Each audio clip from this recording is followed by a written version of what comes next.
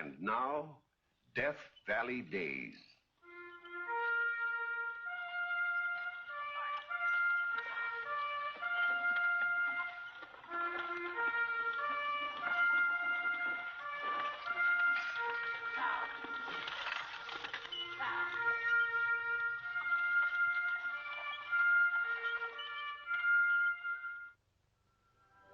Howdy, folks. I'm the Old Ranger, and I have another interesting true story for you about the historic Death Valley country. I got out the dictionary the other day as I was mulling over this particular story and looked up the definition of the word beard. And this is what it said. The hair on the face of a male adult, specifically chin whiskers. A tough my eye. They never saw the fella I'm going to tell you about. The man who claimed to have the longest beard in the world. His name, Barnaby Taylor. Occupation, small-town lawyer in a western mining district. Distinguishing feature, a beard which has been growing uninterruptedly for 25 years, and which now, on this spring day in 1893, measures, well, let's guess. Barnaby himself stands 6 foot tall.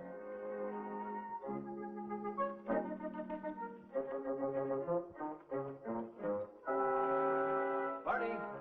Well, Ed, Jack, we were just talking about you. We've got a proposition to put up to you, Barney. A wonderful idea. What is it?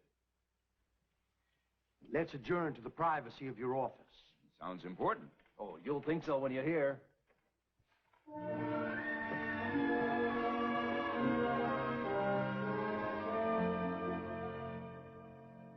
You're suggesting that I run for Congress? It's high time this district had a proper representative in Washington. Someone who'd really put us on the map. Maybe boost the price of silver. Think what that would mean to all of us. Well, yes, certainly. But I've never been active in politics. That doesn't make any difference. You've got what it takes. Gentlemen, I'm flattered that you think so highly of my abilities. It's not what's inside of your head, Barney. It's what's outside. It's your beard. That beard will get you elected. There's no beard in the state can compare with it. In the whole United States of America. In the whole world. But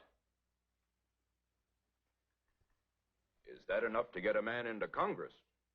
What does a beard stand for in the minds of people? Manhood, virility. Isn't that right? Well, yes. Look at all the great leaders of history. Bearded, every one of them. The kings, the prophets, the generals, the presidents.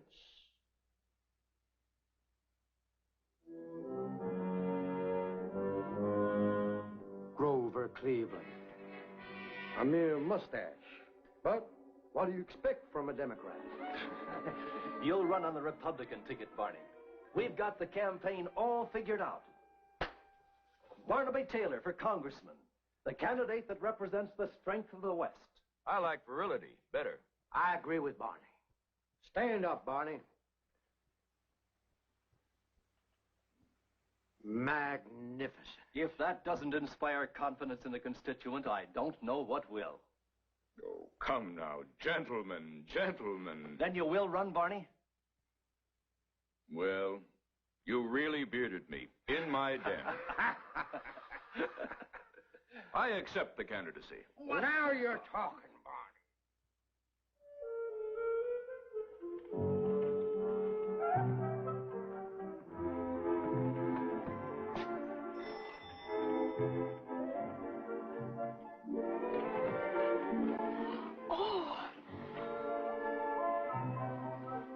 Good afternoon, young lady. Is Miss Trent in?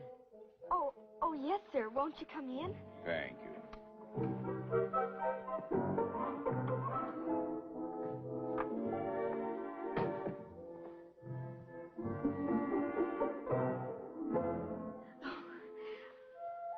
She's right in there, in the parlor.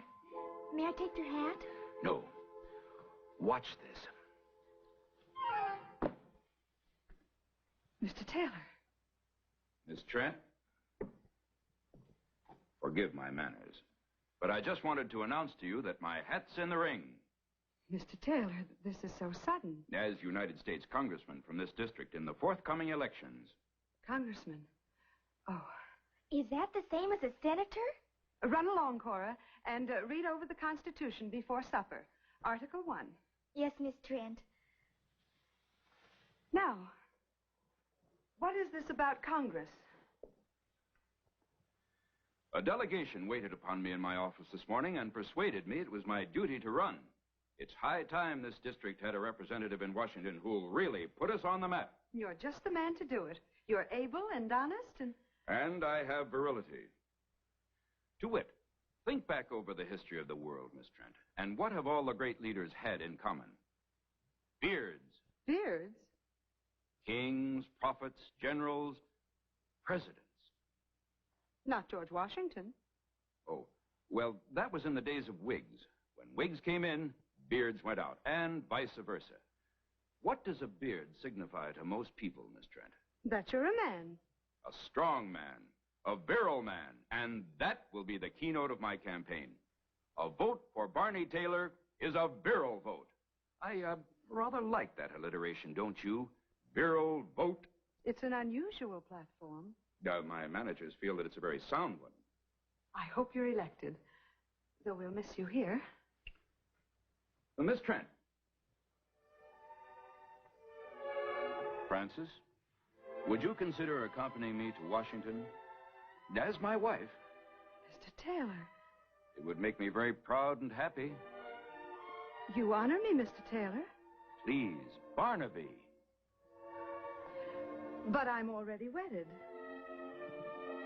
To my career. Oh, is that all? All? I've spent years building up this school. Not easy, a young ladies' seminary in the West. I couldn't abandon it now. Does that mean you're never going to marry? Oh, I wouldn't go so far as to say that. Perhaps someday. Then I can still hope? There is no man for whom I have a higher regard than yourself, Mr. Taylor. But I think you'd better just concentrate on politics for the time being. It would be a great help to me to have a wife of your charm and intelligence by my side. You have your beard.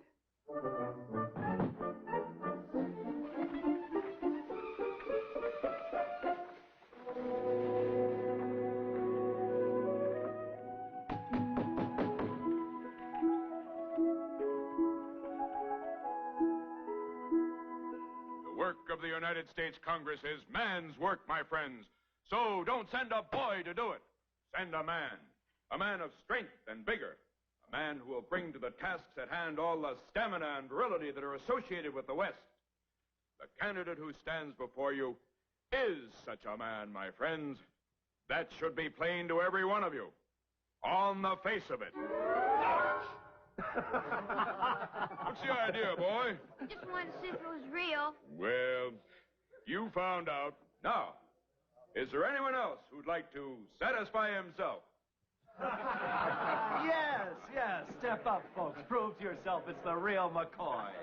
All wool and a yard long. Yard? Why, it's over 4 feet. And still growing.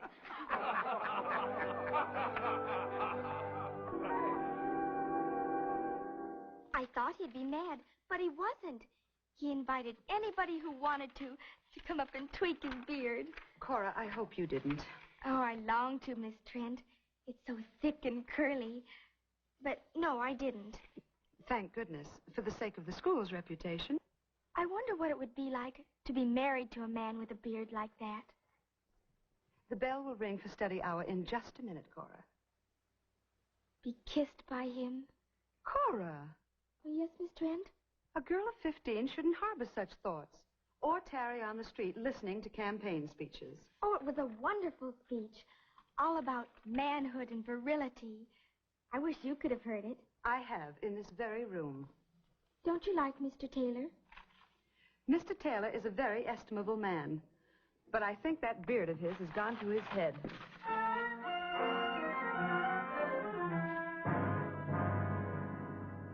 The campaign's coming along fine, but we mustn't let it bog down now. What we need at this stage of the game is something to give it that final boost. You got any ideas? We've got a pepperino. The greatest campaign stunt ever pulled. But it'll involve a little travel. Well, it's all right with me. Time I got out and stumped the whole district. We'll go farther than that. How far? By the time we get through, you'll be the best advertised candidate in the United States. A whole nation will be betting on your election. That's very gratifying, but you still haven't told me the nature of this stunt. You leave that to us.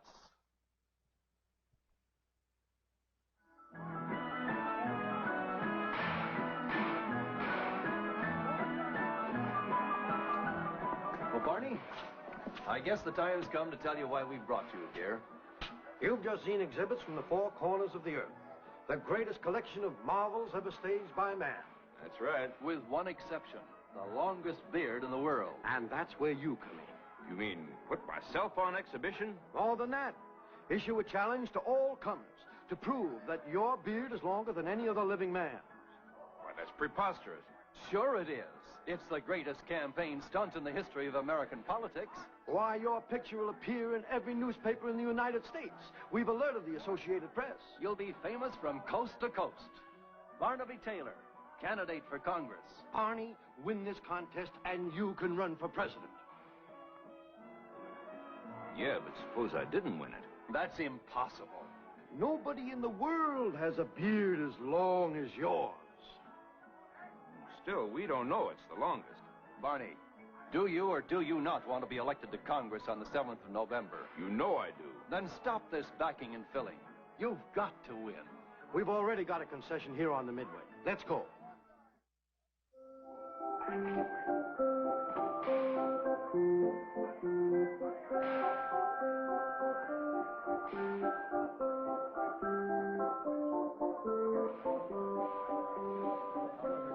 Ladies and gentlemen, the beard of the claimant to this title measures 4 feet 2 1/2 inches, certified before a notary. All right, let's see the challenges, one at a time.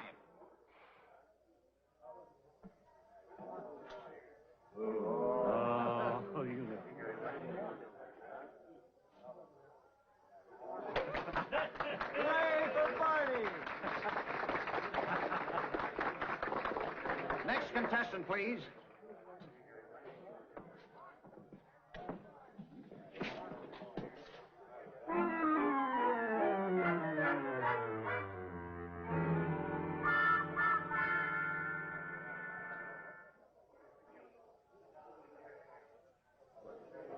Three feet 9 1/2 inches.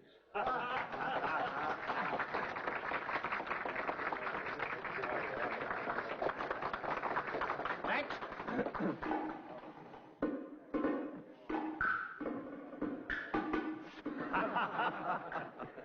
Well, I'll be a bearded lady. Hey, that's not fair. It's a beard, ain't it? Yes, madam. But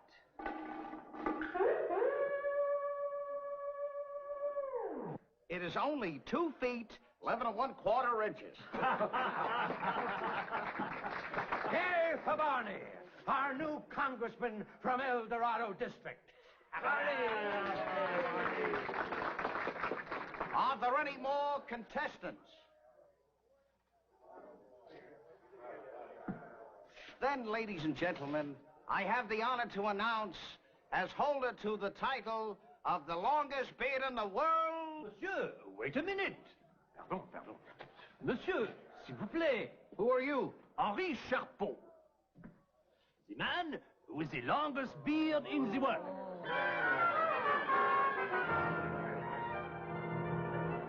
You have heard of Charpeau's elixir for the hair, no?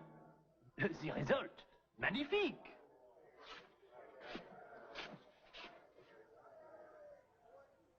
We will measure.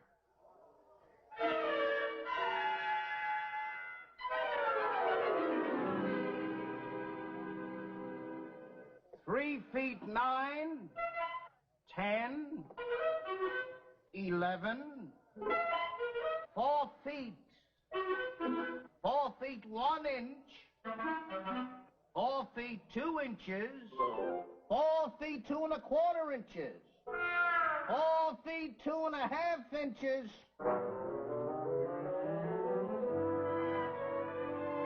Exactly the same length as yours.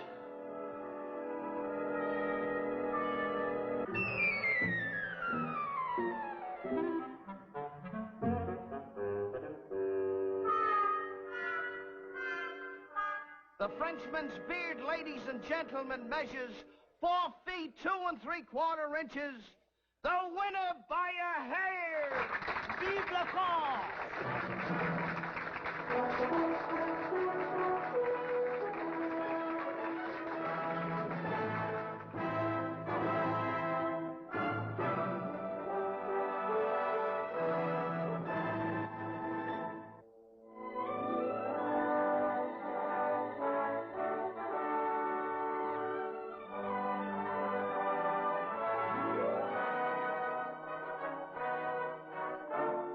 Barnaby Taylor, candidate for Congress from El Dorado, tripped on his much-vaunted beard and went down to defeat in a hair-raising contest at the Chicago World's Fair. These smart-aleck reporters. The politicos are now predicting that Barney will take it again on the Chinnet election. What does that mean? That he'll be defeated. Just because his beard is 1/4 of an inch shorter than some Frenchman's? Because it was a silly platform to run on in the first place. But I do feel sorry for him. Oh, I wish I was a man, so I could vote for him. If you were 21, you could vote anyway. I could? In this state. It's one of the very few states where women can vote. This year for the first time. Oh, dear. But I'm only 15. And election day is getting close. It says here that his platform was nothing but a hair mattress.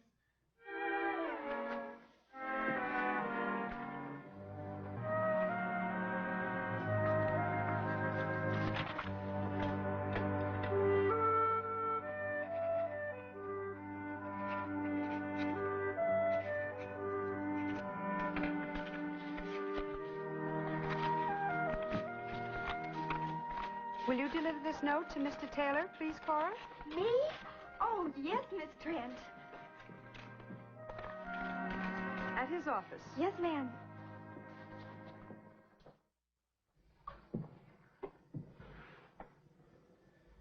Everybody's laughing at me, pointing the finger of derision. I can never show my face in public again. You never have shown it. I'm going to have to move away.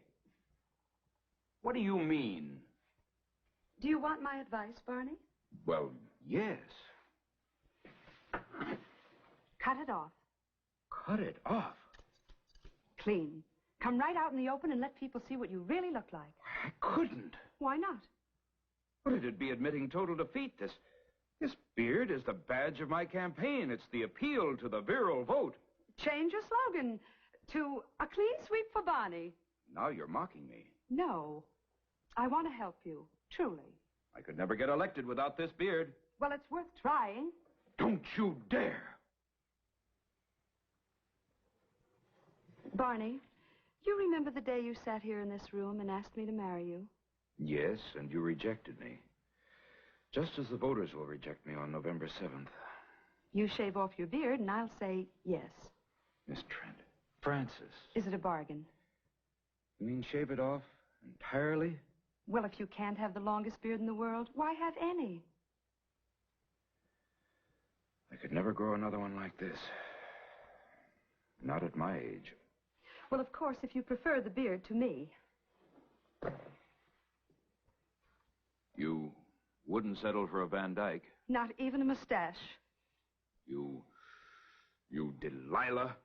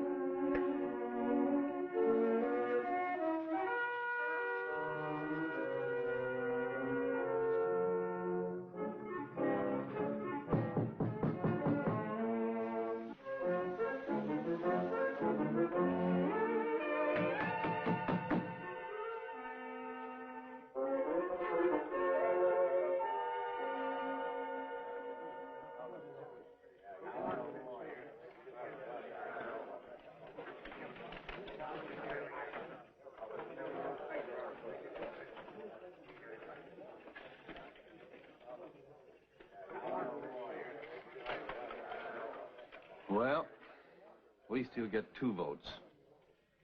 Yours and mine. Yeah. I wouldn't give you a nickel for his chances. What time is it? No. 8:25. Too early to learn the returns. How much easier to look at your watch than when you had to go rummaging through your beard. Well, I still feel rather exposed without the beard. You look 20 years younger. And very handsome. Francis. And another thing, you're not nearly so pompous. Was I pompous? Insufferably. Well, I have nothing to be pompous about now. Except, of course, the one fact. The one bright light in my life at this moment. Who's that? Oh, excuse me. I just wondered if you'd heard yet how the election came out. Not yet. You should be at campaign headquarters when the results are announced. I already know the answer. I'll go with you. Oh, can I go too? Please? If she wants to join the mourners. Oh, goody. I'll get my things.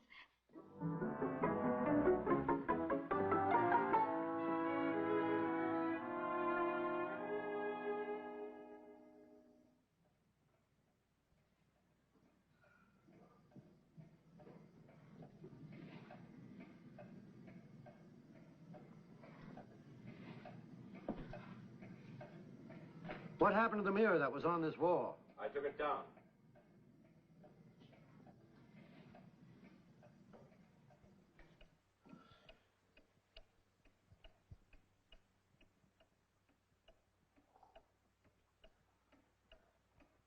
I don't know why it has to take them so long.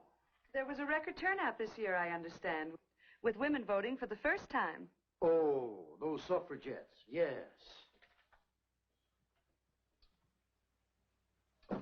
They've got the results. It was a landslide. Congratulations, Barney. What? Our next congressman, gentlemen. And ladies, it was the woman's vote that swung it. Well, what do you know about that? Pretty good. I knew it. He's going to make a new one, Barney. You're going to do fine up there, Morrison.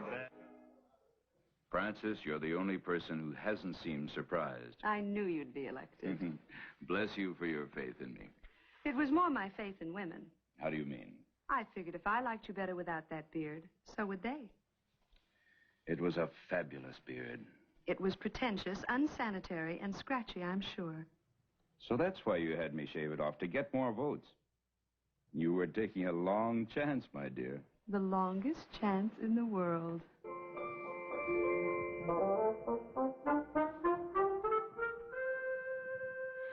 After that story, I wonder, do you think if I shaved off this muff, I'd get more customers among the ladies?